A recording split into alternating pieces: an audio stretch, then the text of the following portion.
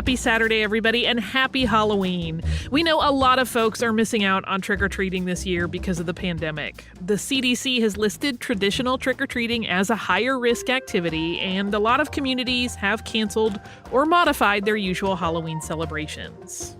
So we thought we would close out October this year with our previous episode on the history of Halloween candy. Since if you can't trick-or-treat, you can, we hope, at least have the treat part, whether it is candy or some other thing that you love. I'm gonna eat so much candy corn. This episode does conclude with a discussion of poisoned candy tragedies. So if you are not up for that today, that discussion picks up after the second ad break, and you can just skip it. Yeah, and this originally came out on October 29th, 2014. Welcome to Stuff You Missed in History Class, a production of iHeartRadio.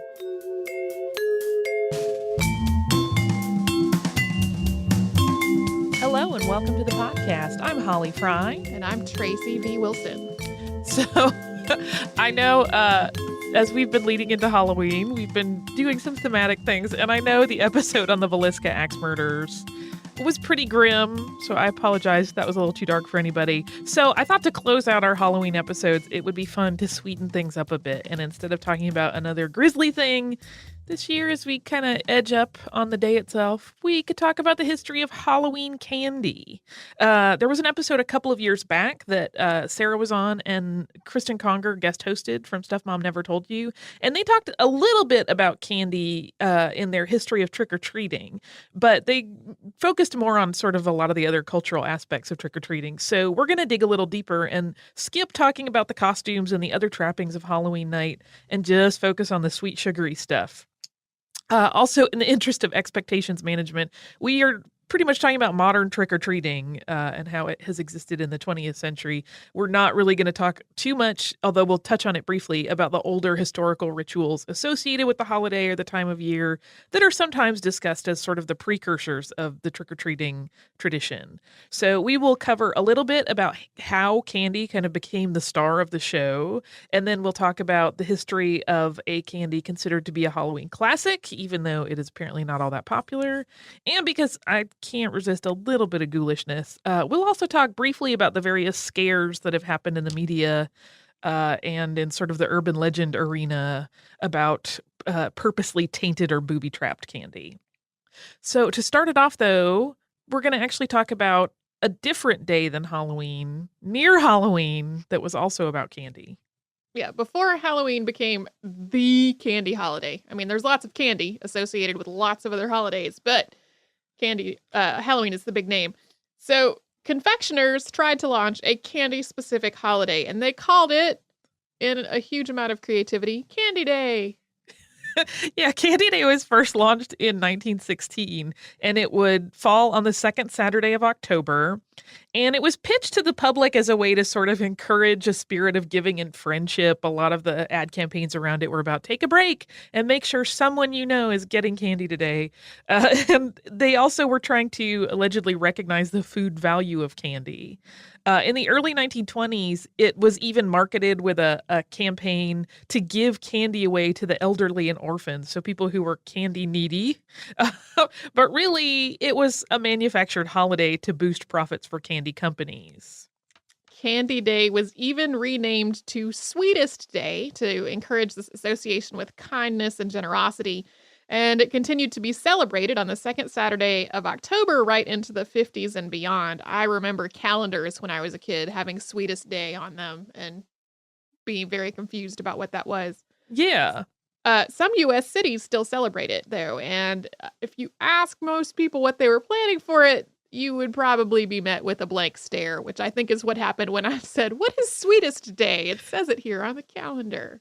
Yeah, I'm trying to remember which. I know Detroit allegedly still celebrates it, and I'm trying to remember a couple of the other cities that I saw. So if you're from any of those, write us and let us know if they actually are celebrated or if it's kind of just a holiday that's on the books but no one really does anything for.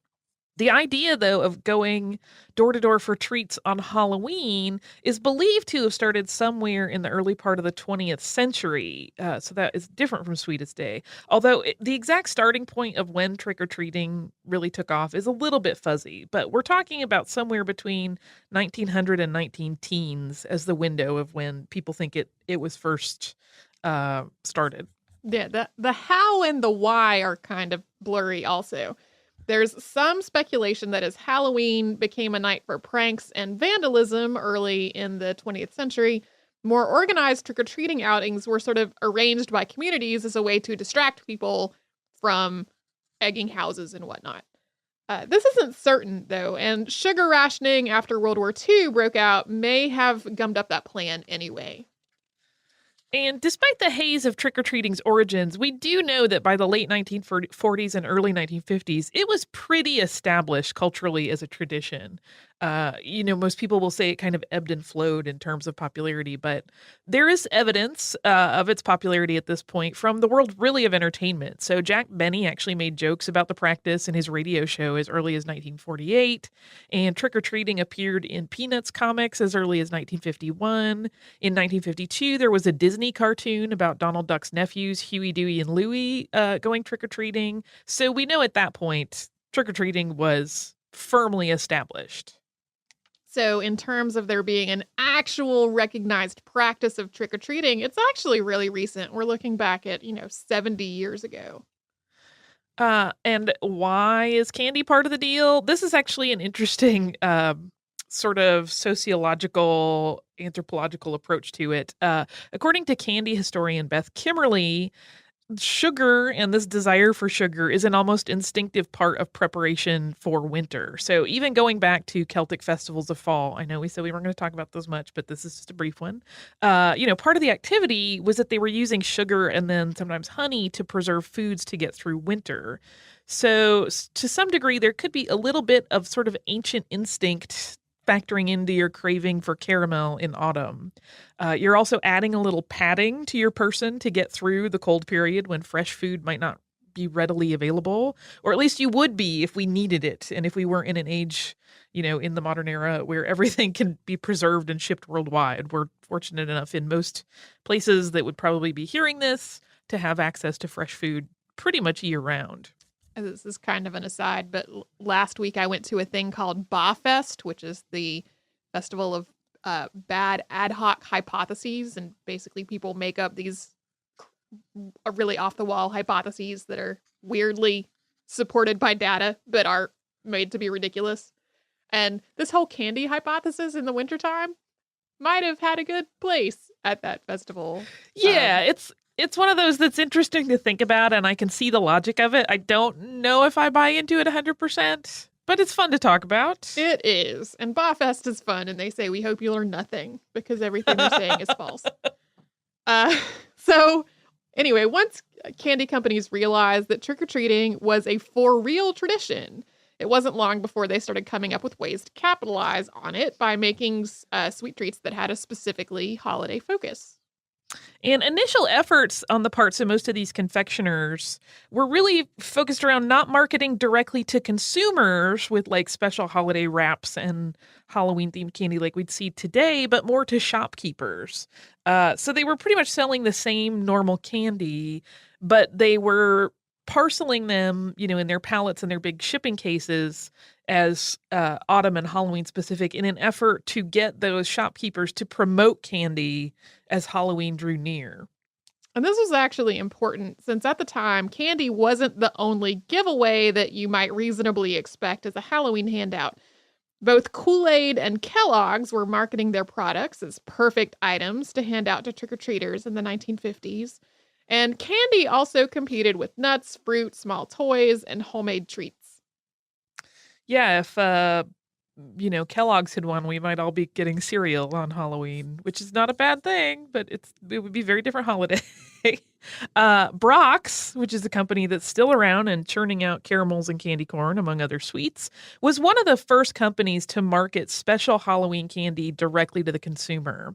In 1962, they started putting images of jack-o'-lanterns on their candy boxes, and this was actually way ahead of most other candy companies.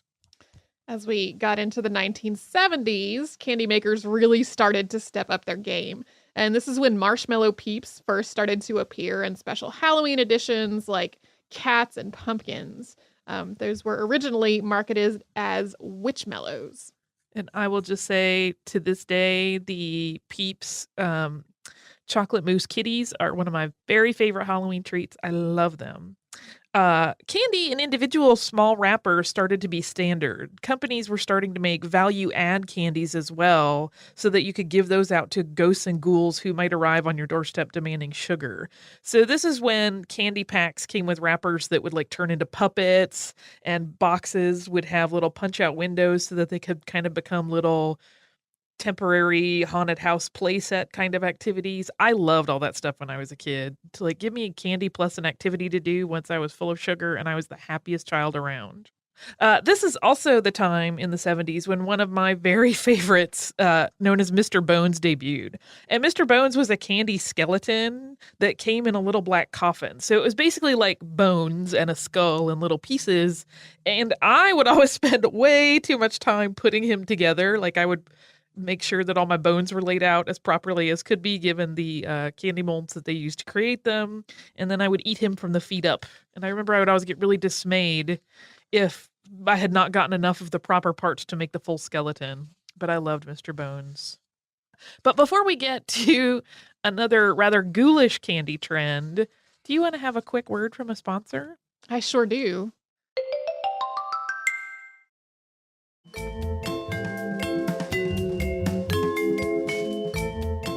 So, gross out candy first appeared in the 1980s. There was just a whole trend of disgusting things. I never liked it, but boy, it sure was popular. Yeah, thanks to garbage candy and Garbage Pail Kids, this completely gross out candy was now on the scene. And that's when edible eyeballs and chocolate covered brains first hit the market. And there's just really been no end to the grossness since then. This turned into a trend and it quickly grew in popularity. So a lot of companies started offering this gross candy year round instead of just at Halloween. And the year-round trend is something that sort of ironically is affecting the way in which candy is now being offered. So Halloween candy got so popular that people started offering it year-round. But now many candy companies are trying to find new ways to take the focus off of exclusive Halloween pushes. So a lot of them are offering treats that are more sort of autumn focused instead of just doing Halloween specific packaging. So that way, while the Halloween that's very clearly marked Halloween candy gets marked down like half off or more on November 1st, all of those yummy treats that have more general autumn colored wrappers and flavors can still be offered at regular price. So if you think about your local retail store, you probably can quickly envision Reese's Cups and Hershey's Kisses and other chocolates and candies that are now sort of wrapped in like gold russet and copper foil wrappers.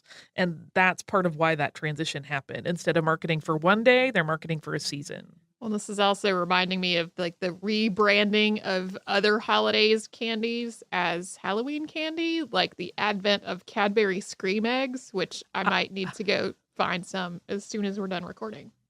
Yeah, I have an unhealthy relationship with the Cadbury cream and Cadbury Scream Eggs. So with all of this, they're hoping that candy consumption will go right on through Thanksgiving before you transition into the winter holiday candy. And this makes business sense. Instead of marketing this one-day holiday like Halloween, they can market to this whole season of candy consumption.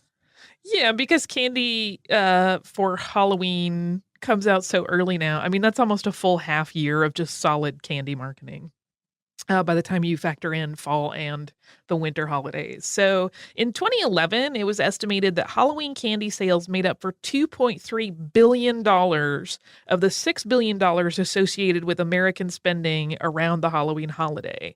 So while costumes and decor are gobbling up an ever bigger chunk of the Halloween spending numbers, candy still holds a strong position. They pull in more than a third of the consumer dollars that are spent on this holiday. According to the California Milk Processors Board, the average candy-toting Halloween jack-o'-lantern holds 250 pieces of candy, and that's about 9,000 calories and 3 pounds of sugar, which, if you are a longtime listener of the podcast, you know my mother would disapprove of. Yeah, we kind of had a free-for-all at our house. That's one of those statistics that I read, and it was startling because I know how many times I devoured a solid half of my bucket. Or, I mean, not all kids only stick to the jack-o'-lantern. We had pillowcases some years. Like, I remember the trick-or-treating with pillowcases. I definitely took in more than 3 pounds of sugar at a time sometimes. But now we're going to shift, now that we've kind of talked about how candy and Halloween got married. We are going to talk about candy corn. And for full disclosure, I love candy corn so much. This is one of my very favorites. I know that's not the case for everyone, but I love it. All caps love. So at the same time, well, a lot of people really hate it. I am not one of those people, but a lot of people hate it, and that is the word they use. But somehow candy corn remains a standard part of the Halloween candy repertoire. There are 35 million pounds of candy corn made every year, which is 9 billion pieces. Yeah, I read one statistic. I believe it was at the National Confectioners Association, and they had done a survey, and it was basically like more people dislike candy corn than like it, but those same people say that it's still like a required part of the holiday. Like it's such an iconic element of Halloween candy that they're like, well, you can't have Halloween without candy corn. Oh, I hate it. But It's like the people who eat the cranberry sauce from a can and they don't really know why they do it at Thanksgiving, but they do because they feel like they have to. Yeah, it's a pity. They should try some homemade cranberry sauce. I know. That's what I was thinking. And as an aside, in another survey that was conducted by the National Confectioners Association in 2013, they surveyed 1,335 adults about the proper way to consume candy corn. 46.8% felt that you should just pop the whole piece in your mouth at once. However, very close behind, 42.7 think that you should start with the narrow end, which is usually white, but when you get into specialty flavors, it's different.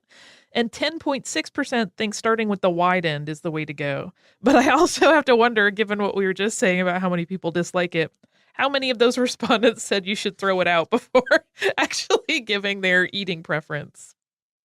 Regardless of how you feel about it and the reason that we're talking about it today, it's been around for a long time. Yeah, the invention of this ubiquitous candy is normally credited to a candy maker named George Renninger, and he was working at the Wonderly Candy Company in Philadelphia, Pennsylvania in the 1880s when he is said to have first made it. And there were other confectioners that were making candies with very similar texture and that sort of just general sugar flavor that were molded into foliage like leaves and other nature shapes, acorns, etc. But Renninger was the first to create this multicolored stripe design. It was the striping that really drew people's attention, and it also made candy corn a real challenge to make. Kettles of boiling sugar slurry were mixed with marshmallow and fondant, and this resulting concoction was poured into buckets. Stringers were men tasked with walking and pouring out these 45-pound buckets into the candy molds. Because of the striping, they had to make 3 passes to make every batch of candy corn. And as I was researching this and how they did it, my first thought was like, they'd never mention it, but that seems like a really dangerous job to me. If any of our listeners have ever made candy and come in contact with boiling sugar, it's terrible. That's like an instant horrifying burn on your skin. And it sticks because it's sugar. So it's really hard to get off and the burn gets deeper and worse, like while you're trying to clean it. And they didn't talk about that, but I feel like carrying 45-pound buckets of this hot sugar mixture there had to be like a high risk of injury or at the very least scalding. Not that scalding isn't an injury, but you know what I mean? Like, it just seems rough. Bad burns. Extremely bad burns. It seems like a really dangerous job to me.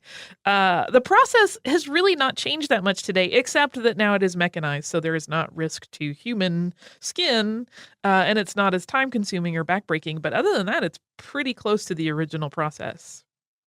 Even though it's now really closely linked with Halloween, this wasn't always the case. In the 1950s, there were ad campaigns promoting candy corn, which had also gone by the name chicken feed in early incarnations, as a summertime treat or something for year-round. As with other sweet makers, the companies that made candy corn really started to focus their energies on Halloween marketing in the 1950s. So the fall and Halloween colors of the candy, which it had originally, made it a very natural fit for the holiday. So it sort of made a home there, as it were. But in recent years, candy corn has been made over as well, just as we talked about other candies taking on sort of a more seasonal approach, so that it could, kind of spread across the calendar. So Brock's and Jelly Belly, which are the two main candy corn manufacturers today, are trying to keep it relevant year round. You can get spring colored bunny corn for Easter baskets. They make pink and red Cupid corn for Valentine's Day. There is red and green reindeer corn at Christmas time. I think one year, and I'm not sure if this is a consistent thing that they still offer, but I remember seeing a 4th of July red, white, and blue candy corn one year. I don't remember what manufacturer made it, but there are also innumerable specialty flavors of candy corn available today, in addition to the classic sort of general sugar flavor. And if you do like candy corn, like I do, Brock's caramel macchiato flavor this year is my absolute favorite. I have eaten an absolutely unconscionable amount of it in the last week. You can celebrate National Candy Corn Day on October 30th. So we're right there at it. Go run out and buy a bag if you want. And if you're not in the US, you can still celebrate, even though that's one of our national holidays. But now that we have had my candy corn fangirl situation, we are going to talk about some of the scarier aspects of Halloween candy. But before that, do you want to take a word from a sponsor? I do.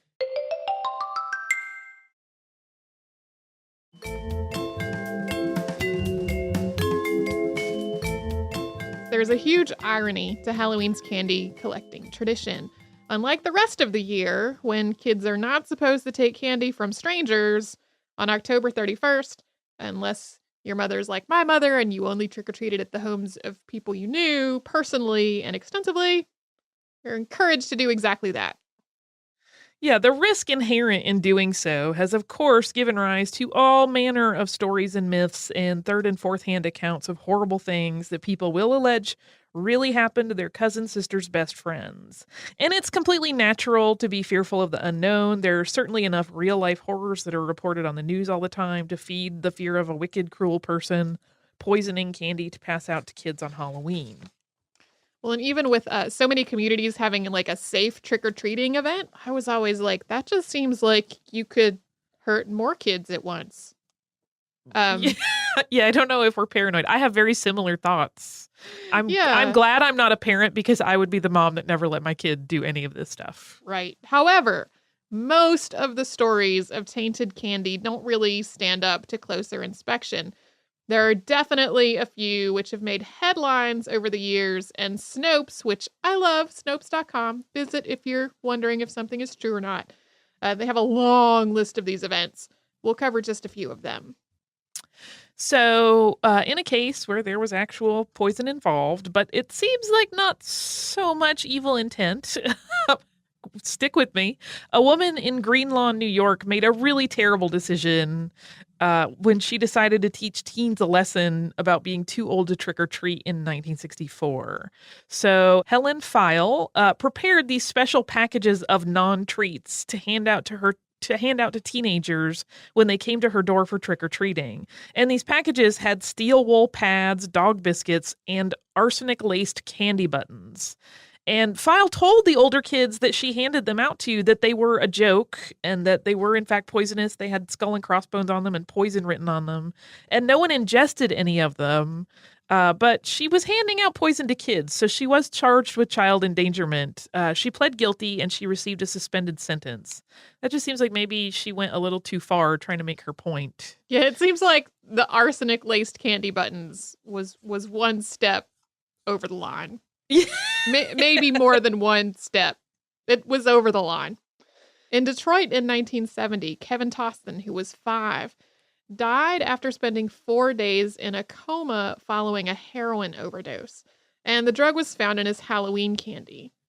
So while his death was accidental, the family actually staged a cover-up of what had really happened. Kevin had gotten into his uncle's stash, and the family had then sprinkled heroin into his trick-or-treat candy in hoping that a mystery villain would be blamed for it. Yeah, and it was one of those things that even once the truth sort of came out that he had actually gotten into separate from his Halloween candy, his uncle's drugs, by that point, like the newspaper headlines had already spread everywhere, that this 5-year-old had died from poisoned Halloween candy or from drug-laced Halloween candy. And so that was really the thing that people remembered. And even though there was an explanation, that sort of the fear was already pretty placed at that point. And then in 1974, in what was really just a horrible and tragic event, there was what initially appeared to be a legitimate poison candy incident. There was an 8-year-old in Deer Park, Texas, named Timothy O'Brien, and he died after eating tainted Pixie Sticks candy after he went trick-or-treating on Halloween night. And the truly horrific turn of events is that the boy had been poisoned, but not by a stranger handing out bad candy. It was, in fact, the child's father, Ronald Clark O'Brien, who was found guilty in the murder investigation around the poisoning. Yeah, it turned out that the boy's father had handed out Pixie Sticks laced with cyanide to his son and daughter and to a friend's children. And his actual target was his son because he had taken out a $40,000 life insurance policy on him. His distribution of the candy to other kids was to support this story that somebody at one of the houses where they'd stopped trick-or-treating had given out the bad candy instead of him. He was found guilty in the investigation, and he was sentenced to death. He was executed by lethal injection almost 10 years after the murder of his son in 1984. And this is one that is bad enough on its own, but when people retell the story, they often embellish it, and they'll say exactly 10 years later on Halloween.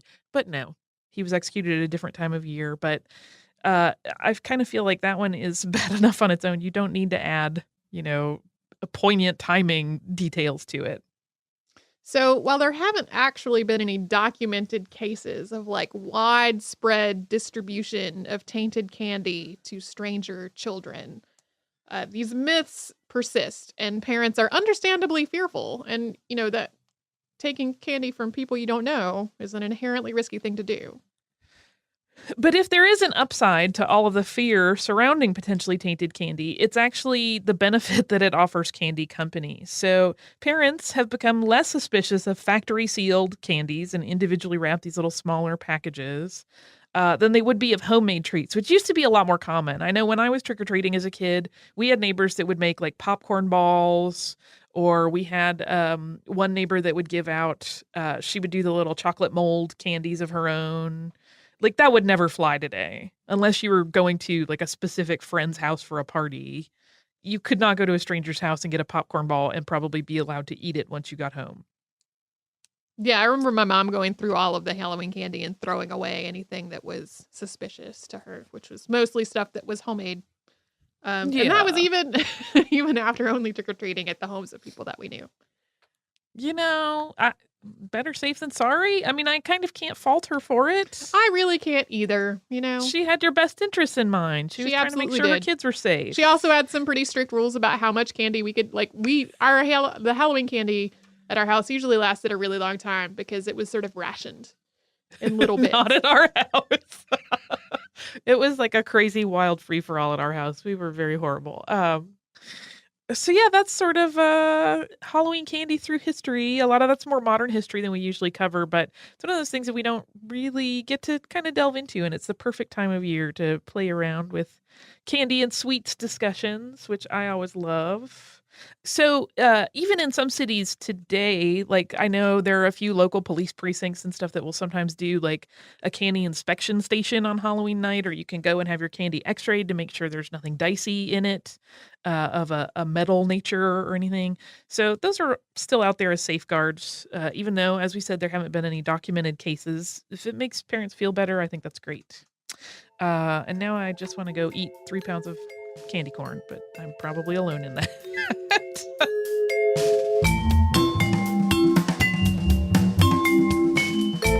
Thanks so much for joining us on this Saturday. since this episode is out of the archive, if you heard an email address or a Facebook URL or something similar over the course of the show, that could be obsolete now.